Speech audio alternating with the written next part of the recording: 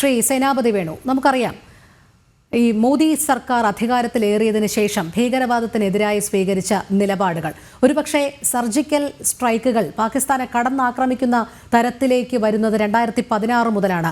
ഉറി ആക്രമണത്തിന് ശേഷം ഭാരതത്തിന്റെ സൈന്യം പാകിസ്ഥാൻ അധീന കശ്മീരിലേക്ക് ഭീകര ട്രെയിനിങ് ക്യാമ്പുകൾക്ക് നേരെയാണ് ശക്തമായ ബോംബ് വർഷവുമായി സർജിക്കൽ സ്ട്രൈക്ക് നടക്കുന്നത്. പിന്നീട് നമ്മൾ അങ്ങോട്ട് കണ്ടതാണ് 2019 പുൽവാമ ഭീകരാക്രമണത്തിന് കൃത്യമായ മറുപടി ഏതു രീതിയിലാണ് ബലാക്കോട്ടിൽ കൊടുത്തത് എന്നുള്ളത്. പാകിസ്ഥാനിലെ ബലാക്കോട്ടിലെ ജെയ്ഷെ മുഹമ്മദിന്റെ ഒരു ക്യാമ്പ് മുഴുവൻ തകർത്തെറിഞ്ഞുകൊണ്ടായിരുന്നു അത്തരത്തിൽ പ്രതികാരം വീട്ടിയത്. അങ്ങനെ തങ്ങളുടെ അതിർത്തി കടക്കുന്നവർക്ക് മേൽ ശക്തമായ തിരിച്ചടി നൽകുമെന്നുള്ള മുന്നറിയിപ്പ്, അതോടൊപ്പം എവിടെയൊക്കെ ഭീകരാക്രമണത്തിന്റെ ഇരകളാകുന്നോ അവർക്ക് നീതി നൽകും എന്നുള്ള ഒരു ഉറപ്പ്, ഇത് തന്നെയല്ലേ നമ്മൾ ഈ തഹാവൂർ റാണയുടെ തിരിച്ചുവരവിലൂടെ കാണേണ്ടത്? രോഹിണി, ഈ സർജിക്കൽ സ്ട്രൈക്കിനെ കുറിച്ച് പറയുമ്പോൾ എന്നേക്കാൾ കരസേനയിൽ എന്താ പറയുക ദീർഘകാലം സർവീസ് ചെയ്യുകയും നിരവധി യൂണിറ്റുകളെയും കമാൻഡുകളെയും നയിച്ച ആളാണ് കേണൽ ഡിന്നി. ഞാൻ കശ്മീരിൽ പരിമിതമായ ഒരു 3-3.5 വർഷക്കാലം കശ്മീരിൽ സെർവ് ചെയ്യാൻ അവസരം കിട്ടിയ ഒരു സൈനികനാണ്. ഈ സർജിക്കൽ സ്ട്രൈക്കും ആർമി അറ്റാക്കുകളും അത് ഇന്നോ ഇന്നലെയോ അല്ല, അതൊരിക്കലും കരസേന പുറത്ത് വിടാറില്ല. അപ്പൊ അദ്ദേഹത്തോട് ചോദിച്ചാൽ പോലും അദ്ദേഹം അത് പറയില്ല. അത് ഒരു സർവീസ് രഹസ്യമാണ്. അത് നിരന്തരമായി പാകിസ്ഥാന്റെ മേൽ പല ഘട്ടങ്ങളിലും പല പ്രദേശങ്ങളിലും ഇന്ത്യയുടെ കരസേന ചെയ്തു. നമ്മുടെ കരസേനയുടെ ഏറ്റവും വലിയ സർജിക്കൽ സ്ട്രൈക്ക് എന്ന് പറയുന്നത് 71 ബംഗ്ലാദേശ് ലിബറേഷനാണ്. അതുപോലെ അതൊരു വാറിന്റെ ഭാഗമാണ്. അപ്പൊ ഇതൊന്നും അങ്ങനെ പുതിയതായിട്ട് നടത്തുന്നൊന്നുമല്ല. എല്ലാ കാലഘട്ടത്തിലും നമ്മുടെ സൈന്യം അതിന് സജ്ജമാണ്, അവരത് ചെയ്യാറുമുണ്ട് എന്നുള്ള കാര്യത്തിൽ തർക്കമില്ല. പക്ഷെ ഞാൻ ഇപ്പൊ ഇവിടെ നമ്മുടെ ഈ ചർച്ചയുടെ വിഷയം ഇതൊരു നയതന്ത്ര വിജയമോ അല്ലെങ്കിൽ നരേന്ദ്രമോദിയുടെ പ്രത്യേകമായിട്ടുള്ള എന്തെങ്കിലും ഒരു കഴിവോ നമ്മൾ മനസ്സിലാക്കണം. രോഹിണി, ഈ ഇൻസിഡന്റ് നടക്കുന്നത് ഇറ്റ് വാസ് ഇൻ 2008.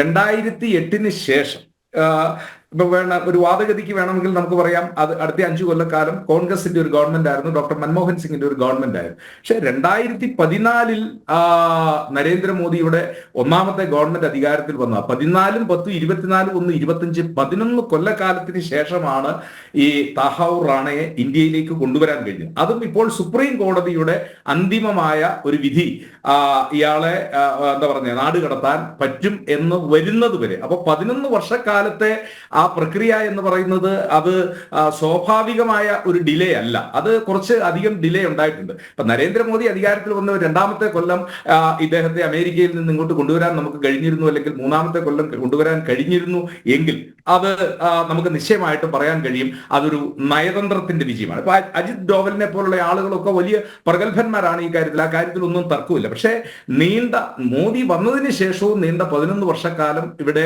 ഇതിന് താമസം വന്നു എന്നുള്ളതാണ് നമ്മൾ മനസ്സിലാക്കേണ്ടത്.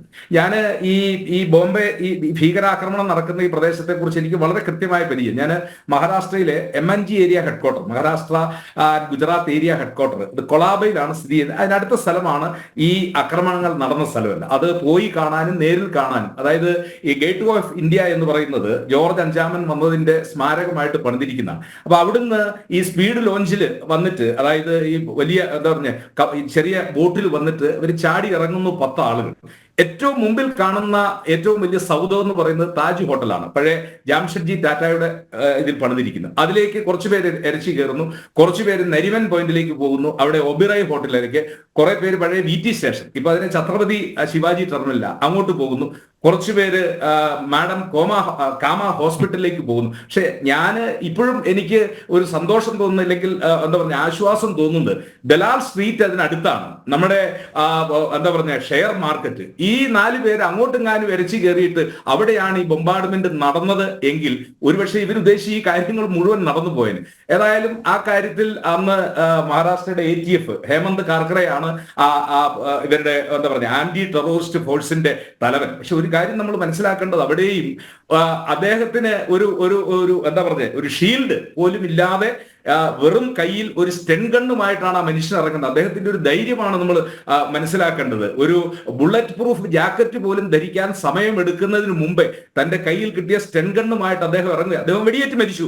പിന്നീട് പിന്നെ NSG എന്ന് വന്ന നമ്മുടെ captain major Unnikrishnan, I think Unnikrishnan, അത് എയർലിഫ്റ്റ് ഈ എന്താ പറഞ്ഞ ഈ ബോംബെ ഹോട്ടലിന്റെ താജ് ഹോട്ടലിന്റെ ഒരു പ്രത്യേകത എന്തെന്ന് ചോദിച്ചാൽ ഒരു ഫുട്ബോൾ മൈതാനത്തിന്റെ അകത്തിരിക്കുന്ന പോലെയാണ് ഈ ഹോട്ടൽ.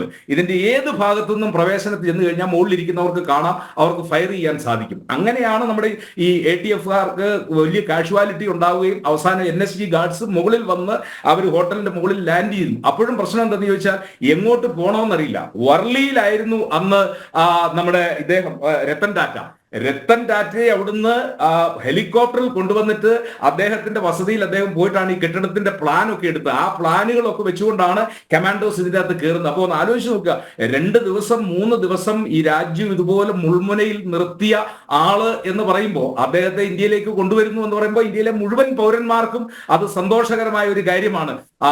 ഹേമന്ത് കാർക്കറയുടെ ഫാമിലിക്ക് നീതി കിട്ടണം, ഉണ്ണികൃഷ്ണന്റെ ഫാമിലിക്ക് നീതി കിട്ടണം.